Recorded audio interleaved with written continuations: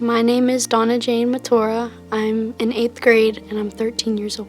My Aunt Dee was more of a grandma than anything. She was there for like every birthday party and anytime I wanted to go over and just have a play date. When I was at her house, she had a cane and I would always sing into it and like give her like a little show.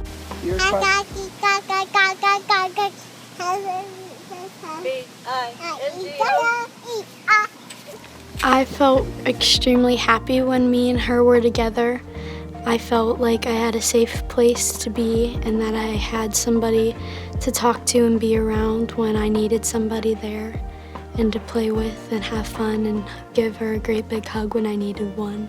It was the morning of June 2020 and I was in my living room getting ready for online school because COVID had recently hit, and my mom got a call from my uncle and she found out that my aunt had fainted in her bathroom and was sent to the hospital. So I sat with my dad on the couch and I said, well, at least she's still here.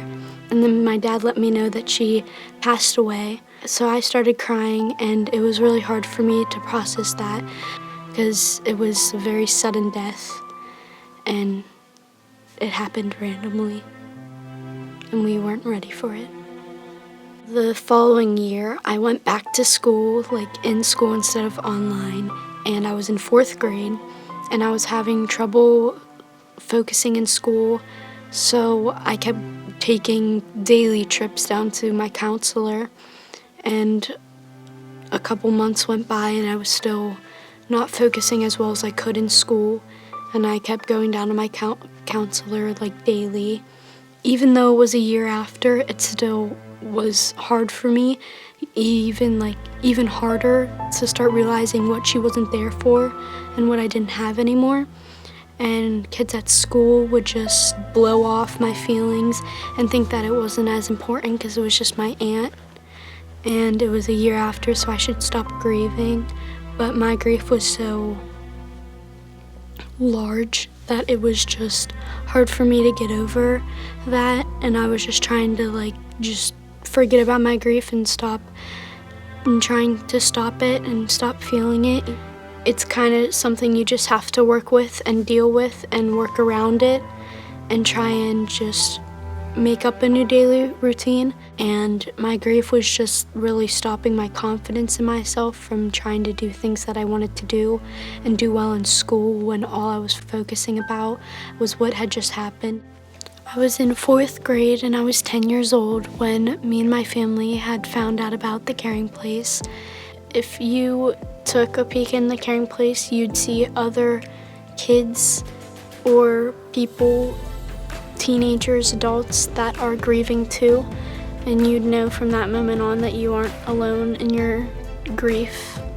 I think it helped to talk about it with new people that I knew were grieving because I didn't get judged for how I felt for it just being my aunt, and kids understood that I was grieving and that grief was different, and the Caring Place helped show all of us that the grief can be however big, however small, it can still really impact your life. And I think being able to talk with other kids and other people about that really helped me realize that grief isn't always something that you have to dread or be so upset about. Grief can also really help you see the good in things. So no matter the label, it doesn't matter as long as you had a great enough relationship to feel the grief that you were feeling at that moment. I still feel connected with my aunt because of my grief.